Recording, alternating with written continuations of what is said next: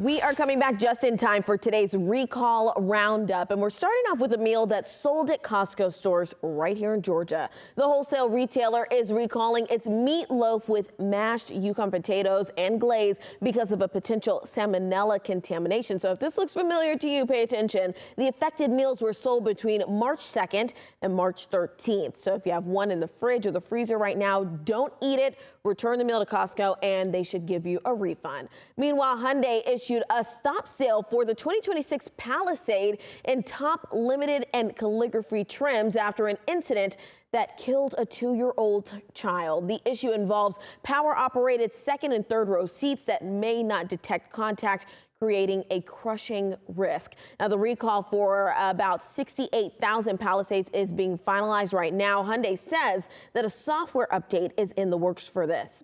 Next up, nearly 10,000 playground swing sets are being recalled. LFTE USA has pulled back their swing sets after rivets that support the swing were found to be defective. Now, those rivets can fail and cause the seat to give way, and that is a serious fall hazard for all the kids out there. They say to replace the swing sets entirely.